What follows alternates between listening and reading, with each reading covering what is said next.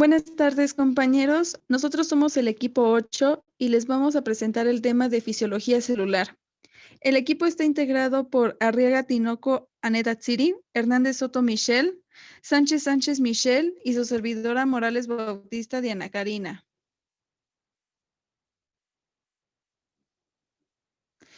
Los puntos que vamos a manejar son señalización celular, ciclo celular, control de la proliferación celular y tránsito celular. La señalización celular es un conjunto de procesos que ocurren de forma ordenada en el que una célula convierte una señal en otra señal o en una respuesta. Es indispensable para la inducción, pues sirve para el diálogo de las células inductoras con las inducidas. Está relacionada con la regulación del crecimiento y la división celular.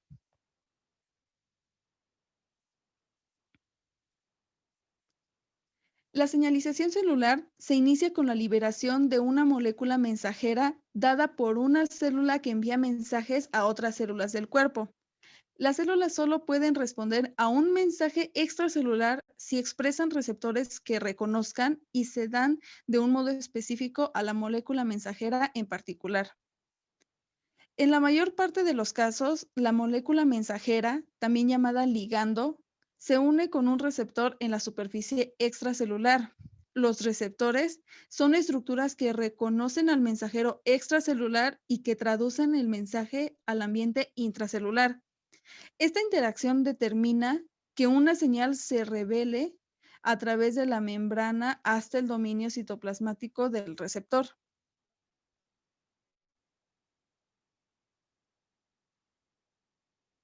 Una vez que ha llegado a la superficie interna de la membrana plasmática, hay dos vías principales por la cual se transmite la señal. En una, un tipo de receptor transmite una señal del dominio citoplasmático a una enzima cercana, la cual genera un segundo mensajero. Como esto efectúa una reacción celular mediante la generación de un segundo mensajero, la enzima se le va a conocer como efector. Los segundos mensajeros son sustancias pequeñas que casi siempre activan o desactivan proteínas específicas.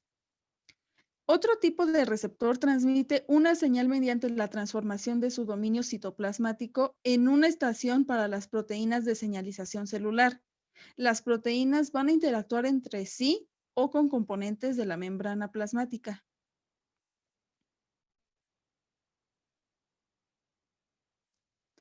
Ya sea que la señal se transmita por un segundo mensajero o por el reclutamiento de proteínas, el resultado va a ser similar, pues se va a activar una proteína que se coloca en la parte superior de la vía de señalización.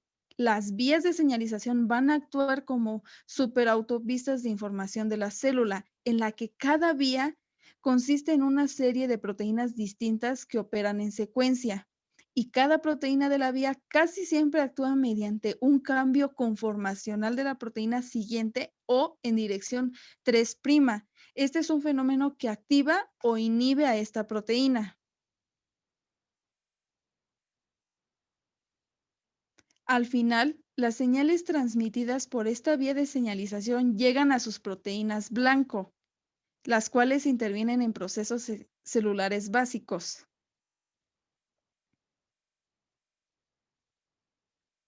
Para esto vamos a tener la comunicación celular, el cual va a ocupar vías de transducción de las señales. La primera va a ser la comunicación neural, donde los neurotransmisores se liberan en las uniones sinápticas de las células nerviosas y actúan mediante una hendidura estrecha en la célula postsináptica.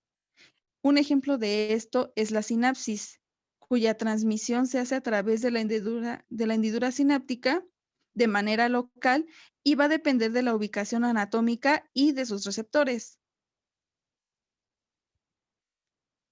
La siguiente vía de señalización va a ser la parácrina, en la cual los productos de las células difunden hacia el líquido extracelular para afectar a las células cercanas, pero con cierta distancia. Los factores parácrinos funcionan a través de vías de transducción de señales, ya sea activando una vía directamente o bloqueando la actividad del inhibidor de una vía. Las vías de transducción incluyen una molécula señalizadora, la cual es el ligando, y un receptor.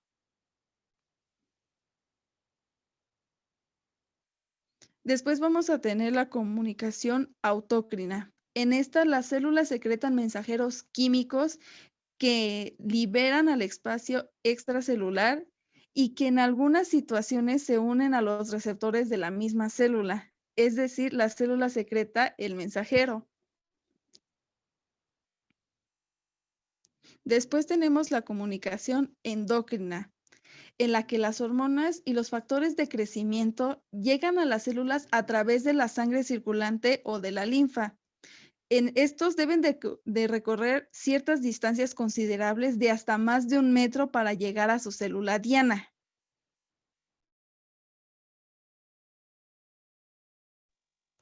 Después tenemos la señalización yuxtacrina.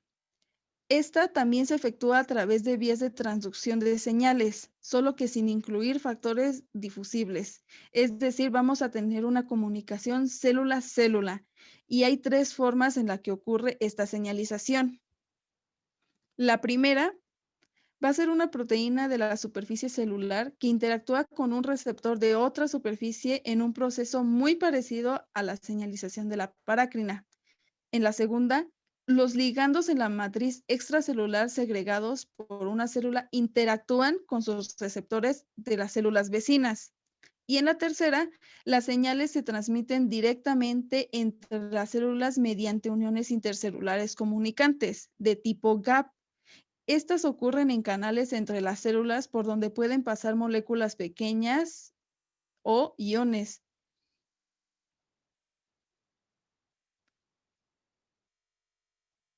En estas uniones estrechas, como les menciono, van a ir directamente de una célula a otra, por lo tanto va a ser local y va a depender de la posición anatómica.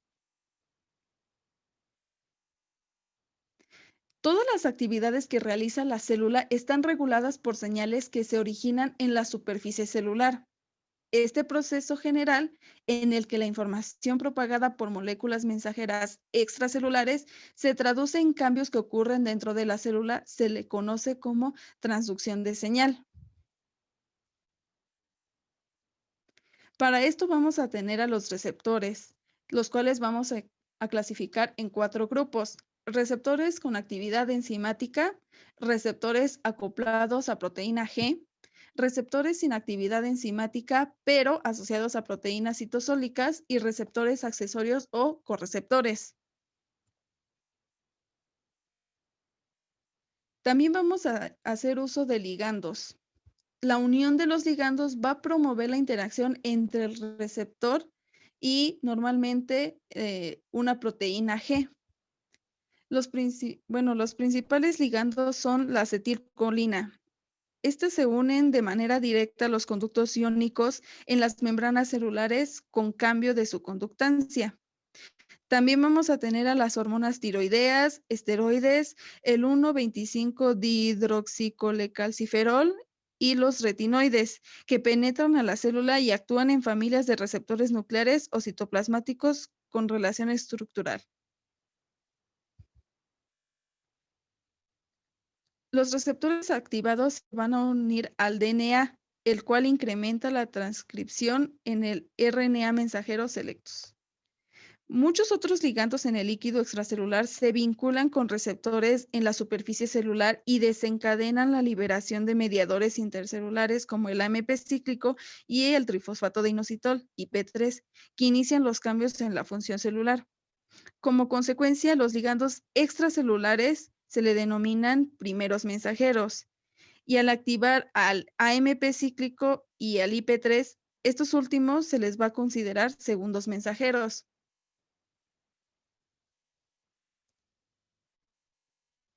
Por lo tanto, los principales segundos mensajeros va a ser el AMP cíclico. Este se va a formar a partir del ATP por la acción de la enzima adenil ciclasa. El AMP cíclico activa una de las proteínas sinasas dependientes de nucleótidos cíclicos, que es la proteína sinasa A, PK, que cataliza la fosforilación de proteínas, cambia su conformación y altera su actividad. Además, la subunidad catalítica activa la proteína sinasa A, que desplaza al núcleo y origina la fosforilación de la proteína transportadora de elementos de respuesta al monofosfato de adenosina cíclico. Este factor de transcripción se une y altera la transcripción de diversos genes.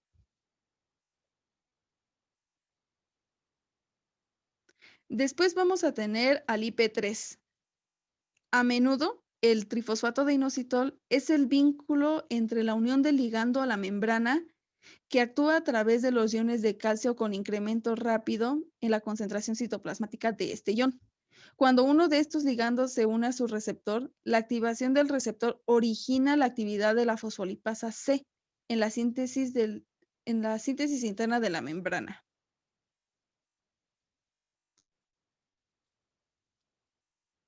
Por último, vamos a tener el calcio.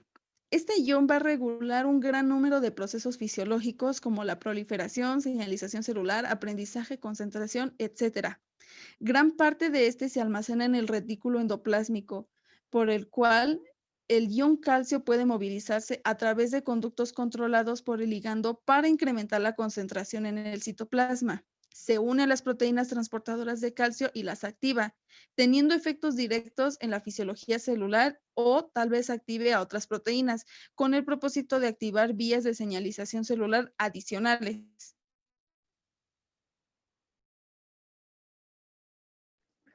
Bien, ahora vamos a hablar de ciclo celular. Dicho ciclo ocurre cuando una célula se reproduce mediante una secuencia ordenada de acontecimientos en los que duplica su contenido y se divide en dos. Se requieren muchas rondas de división celular para crear un organismo pluricelular nuevo a partir de un ocito fecundado. El ciclo celular dura aproximadamente 24 horas y las demás fases solo duran minutos. La división celular por mitosis es decisiva para el desarrollo de los organismos y su reproducción es un reparto equitativo del DNA. Aunado a ello, es necesario que cada nueva célula sea genéticamente idéntica de la que proviene. En los eucariontes, esto se logra gracias a mecanismos complejos que aseguran la integridad del material genómico y su segregación apropiada durante la mitosis. En la interfase, la célula crece y el DNA se duplica. El ciclo se divide en dos partes. En la interfase, el periodo entre la fase M y otra G1, S y G2, y la mitosis se divide en 5. Por otra parte, la meiosis va a ser el proceso de división celular en el cual se forman gametos haploides, que más adelante vamos a definir cada uno de estos puntos. La importancia del ciclo es muy dicho ya que se va a conocer los procesos de crecimiento celular, ya que vamos a poder identificar los tumores, es decir, los crecimientos excesivos que va a representar la célula. También vamos a poder estudiar y entender la formación y creación de un organismo vivo, hablando de células sexuales, es decir, desde el momento en que se forma hasta el momento en el que va creciendo, se desarrolla, etc. También vamos a poder estudiar y entender diversas enfermedades desde el punto de vista a nivel genético y evidenciar el descontrol del desarrollo de las células. Para comenzar de lleno hablando sobre la mitosis y la meiosis, es importante conocer qué es la interfase y qué ocurre en la interfase. Bien, este va a ser el periodo del ciclo celular comprendido entre diversas o divisiones celulares. Va a ser la fase más larga del ciclo celular y ocupa el 95% del ciclo. Transcurre entre dos mitosis y dos meiosis, es decir, el periodo en el que el núcleo no se está dividiendo comprende toda una serie de acontecimientos o etapas que tienen lugar en la célula durante su crecimiento y división. Una célula pasa la mayor parte de su tiempo en la etapa llamada interfase y durante este tiempo crece y se duplica. Esto pueden llegárselas a preguntar en un examen, ya que es lo más importante que va a ocurrir en la interfase. Sus cromosomas se separan y se preparan para una división celular. Ahora, en la interfase vamos a tener que va a ocurrir la fase G1, que va a seguir a la citocinesis, que va a ser la división del citoplasma, y la cariocinesis va a ser la división del núcleo. Esta fase G1 precede de la S, es donde crece el citoplasma, se producen orgánulos y reciben señales para la división. Aquí se van a encontrar microtúbulos y microfilamentos de actina y ribosomas. donde sus células pueden entrar en reposo llamado GO o G0 y es posible que casi nunca se dividan. Algunos ejemplos donde ocurre la fase G1 son las fibras musculares esqueléticas. En esta fase G1 nos vamos a enfocar en qué va a ser la síntesis de proteínas. Por otra parte, la secuencia celular GO o G0, que es la de reposo, se va a dar por la ausencia de crecimiento o por falta de proteínas. Va a reducir las repeticiones teloméricas en la deficiencia de la proteína telomerasa. La fase S o de síntesis es la replicación y duplicación del DNA. La célula adquiere el tamaño suficiente y hay ATP necesario. Se va a encontrar la cromatina y lo va a utilizar como moldes de doble cadena y como una guía para formar las cromátides hermanas. Este va a ser el momento clave para la síntesis de las histonas. Y la fase G2 se van a producir los elementos necesarios para la mitosis en su punto clave de control. Va a revisar de manera adecuada la replicación del DNA y cuando la cromatina comienza a enroscarse a cromosoma.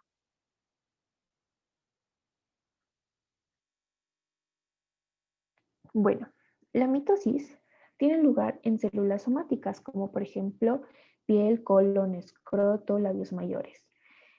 Cuenta con 46 cromosomas o también se traduce en 2N o 23 pares o diploides. Durante la mitosis, la cromatina se va a condensar para formar los cromosomas. La membrana nuclear se rompe, el citoesqueleto se organiza para formar los usos mitóticos y los cromosomas se mueven en lados opuestos. Dicha segregación cromosómica es seguida por la división celular, citoquinesis o citocinesis que les mencionaba anteriormente, o fase M, el cual tiene las siguientes fases. Comencemos con la profase, que dura 0 minutos, es decir, es instantánea. Se comienza con la formación del uso mitótico. Es un conjunto de microtúbulos que salen de un centrosoma. Los cromosomas replicados se condensan gradualmente y están formados por dos cromátidas hermanas. Están presentes la eucromatina, que es menos compacta, y los nucleolos van a desaparecer y se dispersan en el citoplasma en forma de ribosomas. Por otra parte, la prometafase dura 0 minutos, de igual forma es instantánea. En esta van a desaparecer la envoltura nuclear. Dado esto, los cromosomas pueden unirse a los microtúbulos del uso por medio de sus cinetocoros. Los cromosomas comienzan a moverse hacia el ecuador en un proceso llamado reunión y se siguen condensando. En la metafase, que dura 79 minutos, los cromosomas alcanzan su máximo grado de compactación y se alinean en el ecuador del uso, o también conocido como plano ecuatorial de la célula, y pueden ser mejor analizados en esta fase, ya sea para identificar tumores o conocer el desarrollo de un organismo vivo. Y por último, las cromátidas van a estar unidas por los microtúbulos y los cinetocoros.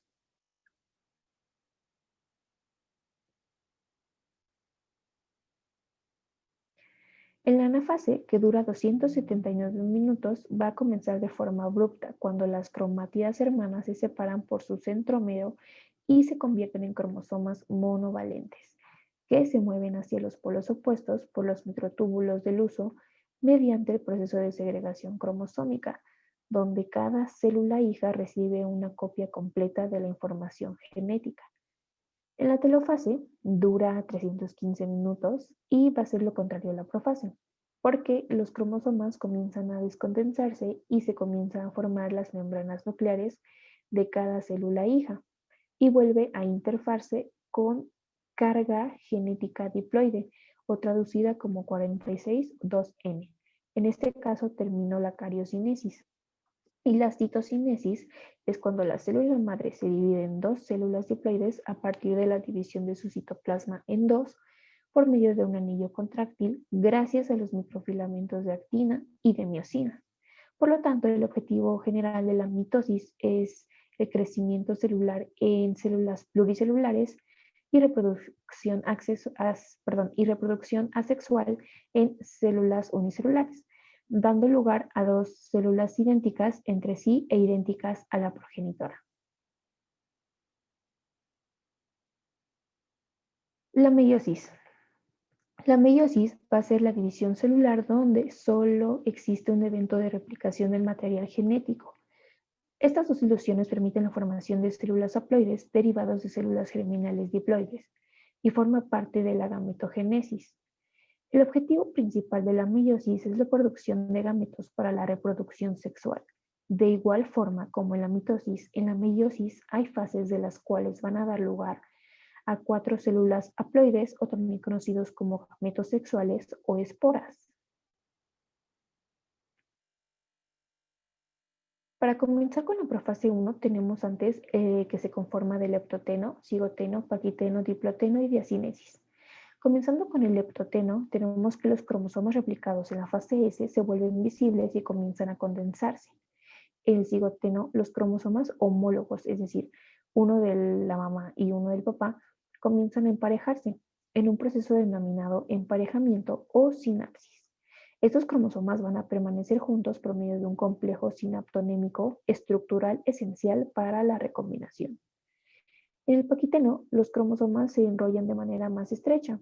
Esta sinapsis va a ser completa y cada par de homólogos aparece como un bivalente o tetrada, es decir, 4 cromátides.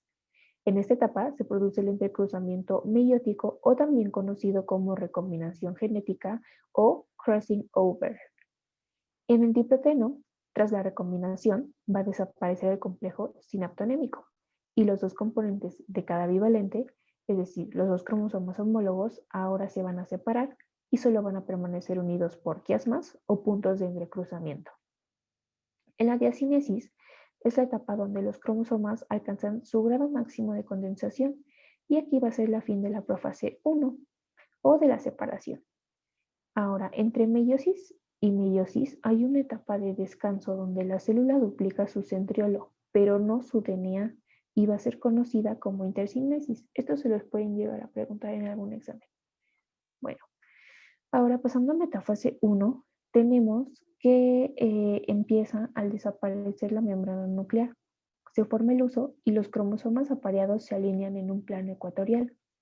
En la anafase 1, los dos miembros de cada bivalente se separan completamente y sus respectivos centrómeros con sus cromátidas hermanas se van a dirigir a los polos opuestos de la célula, proceso llamado disyunción o proceso de desegregación, con lo que el número de cromosomas se reduce a la mitad de cada célula resultante de la meiosis 1, que va a tener un número haploide de cromosomas o un número de combinaciones posibles como 2, entre paréntesis 23.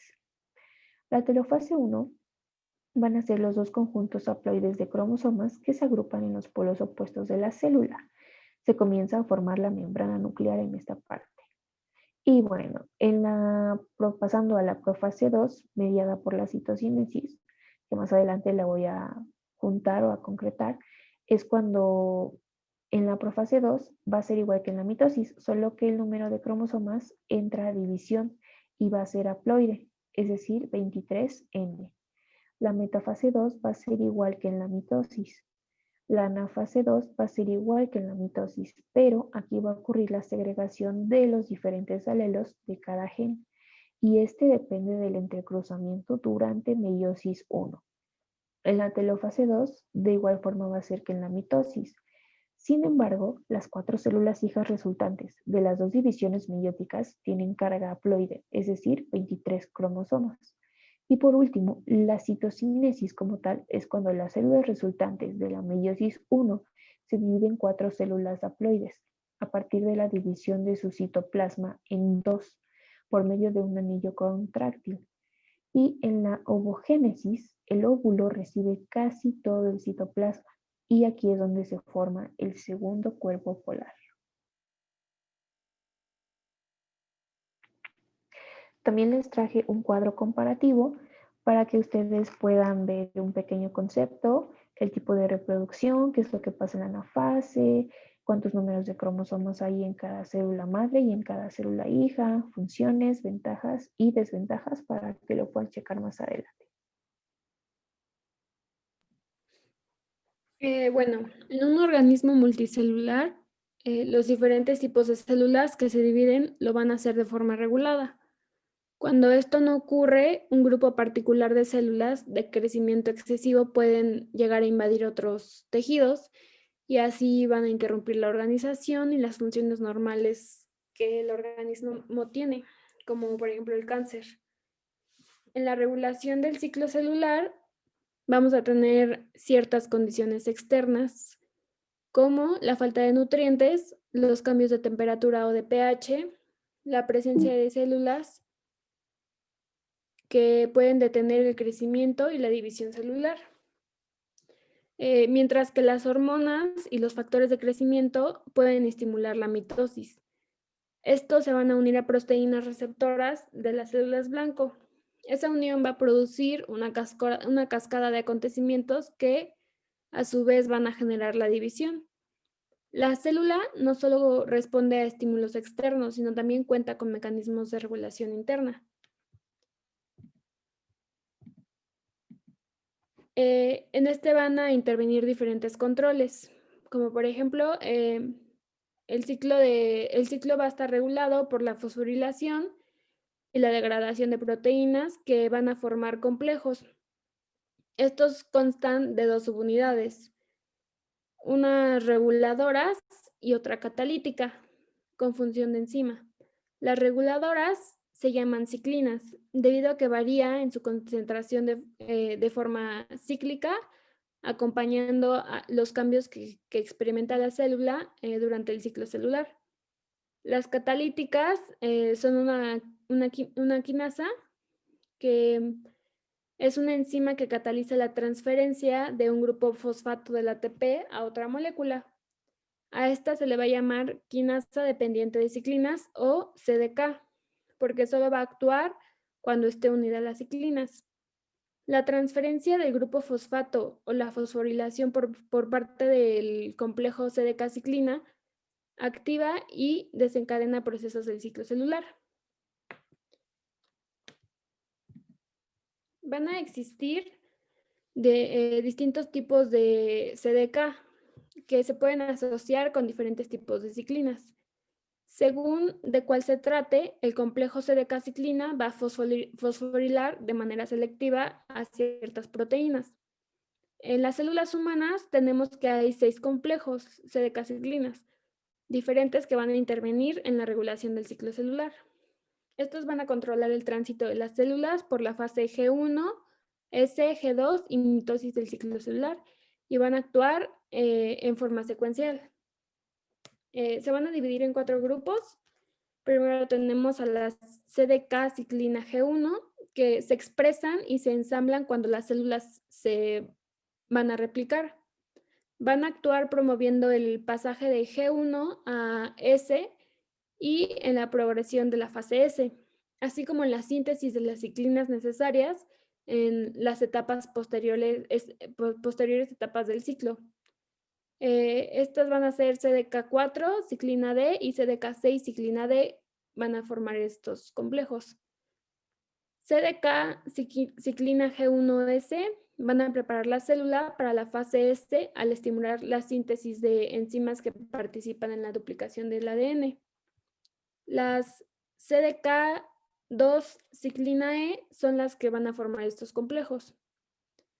La CDK ciclina S van a estimular el ingreso de síntesis activa, fosforilando de forma selectiva y a su vez activando las proteínas que van a participar en la replicación del ADN. Esto ocurre solo una vez por cada ciclo celular, en cada vuelta del ciclo. Cada cromosoma se replica una vez y así se mantiene constante la cantidad de cromosomas en las células hijas. Las CDK2, ciclina A, son las que van a formar estos complejos. La CDK ciclina M o factor promotor de la mitosis se van a formar durante la fase S y G2, pero van a permanecer inactivos hasta que se complete la síntesis de ADN. Una vez activados, van a inducir la condensación cromosómica, la desintegración de la envoltura nuclear, el armado del uso mitótico y el alineamiento de los cromosomas en la placa ecuatorial durante la metafase. Van a permitir el inicio de la anafase y la migración de los cromosomas a los polos del uso mitótico. Las ciclinas son degradadas y va a permitir que los cromosomas se descondensen. se reconstituya la envoltura nuclear y el citoplasma se divida. La CDK1 ciclina B son las que van a formar estos complejos.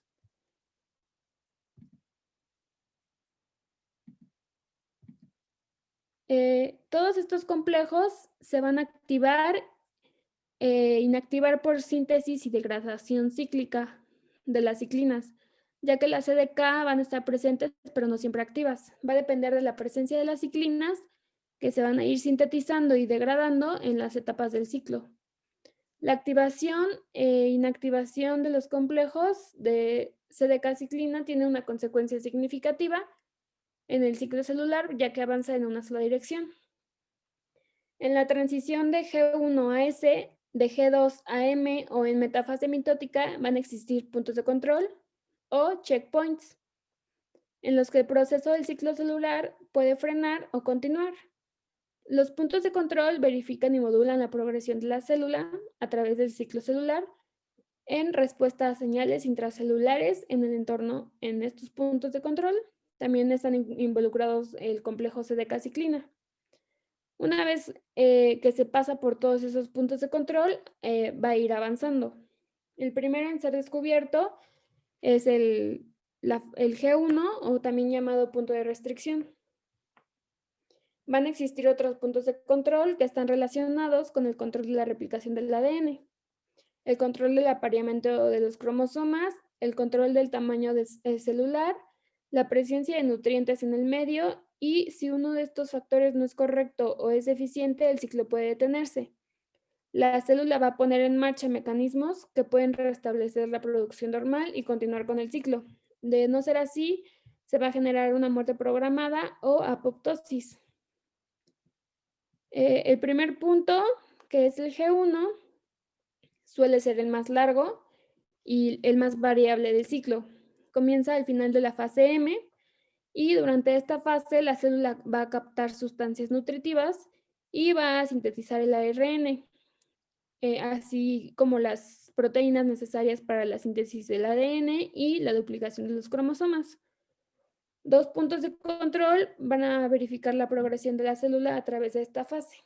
Primero tenemos el punto de restricción o de no retorno. Va a ser sensible al volumen celular, al estado de los procesos fisiológicos de la célula y sus interacciones con la matriz extracelular. Es el punto de control más importante del ciclo.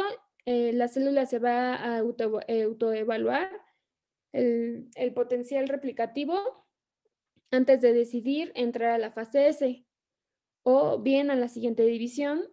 De no ser así, se va a retirar y va a abandonar el ciclo celular y va a entrar a la fase G0. El segundo es el punto de control del daño del ADN en G1.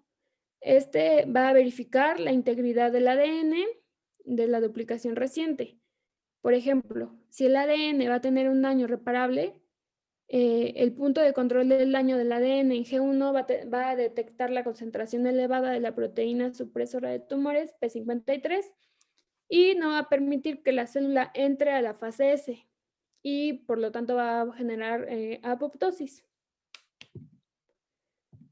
En la fase S se va a duplicar el ADN. El punto de control del daño del ADN en la fase S va a verificar la calidad en proceso de la duplicación durante esta fase. En la fase G2, la célula se va a preparar para su división y va a examinar su ADN duplicado en preparación para la mitosis.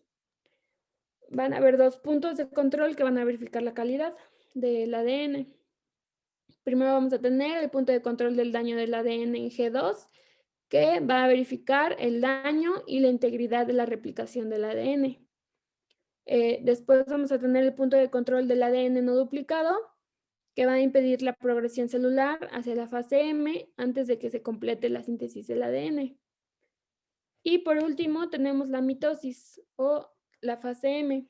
La mitosis va a ocurrir en la fase M y con la separación de las dos células hijas que van a ser idénticas va a finalizar la fase. Aquí vamos a tener dos puntos de control. El punto de control del hermano del uso mitótico que va a impedir la entrada prematura a la anafase y el punto de control de la segregación de los cromosomas que va a impedir el proceso de citocinesis hasta que todos los cromosomas se hayan separado correctamente. Ya por último, para hablar de este proceso, la transitosis va a ser es el transporte, perdón, de materiales desde un lado del espacio extracelular a otro lado, es decir, es característico de los epitelios y de los endotelios. Aunque este fenómeno puede ocurrir en todos los tipos celulares, durante la transitosis las moléculas son transportadas por medio de endocitosis mediado por algún receptor molecular. La vesícula membranosa va a migrar por las fibras de microtúbulos que componen el citoesqueleto y en el lado opuesto del epitelio el contenido de la vesícula es liberado por exocitosis. En las células endoteliales la transitosis es un mecanismo indispensable. Los endotelios tienden a formar barreras impermeables a macromoléculas como las proteínas y los nutrientes.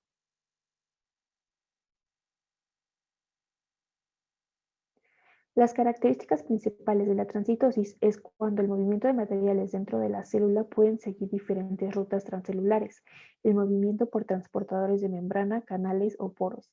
Este fenómeno es una combinación de los procesos de endocitosis, transporte de vesículas a través de las células y exocitosis.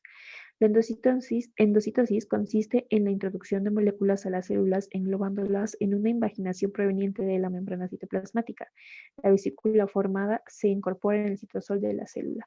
Y la exocitosis es el proceso inverso a la endocitosis, donde la célula excreta los productos. Durante la exocitosis, estas membranas de las vesículas se fusionan como la membrana plasmática y el contenido es liberado al medio extracelular.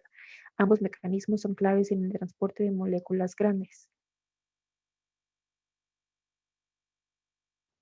Vamos a tener que la transitosis permite que distintas moléculas y partículas atraviesen el citoplasma de una célula y pasen de una región extracelular a otra. Este es un proceso que necesita energía, es dependiente de ATP e involucra las estructuras del citoesqueleto, donde los microfilamentos de actina poseen un papel motor y los microtúbulos indican la dirección del movimiento. Vamos a tener etapas en el cual la transitosis es una estrategia usada por los organismos pluricelulares para el movimiento selectivo de materiales entre dos ambientes, obviamente sin alterar la composición de los mismos.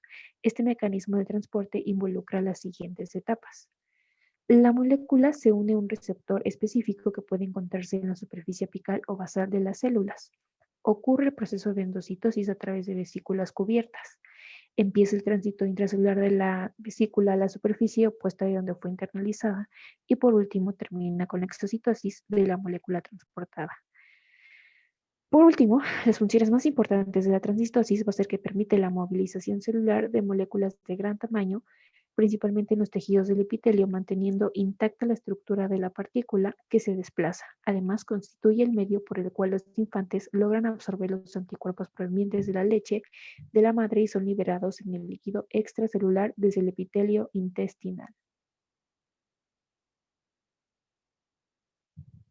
Esto sería todo por nuestra parte, compañeros. Muchísimas gracias por su atención.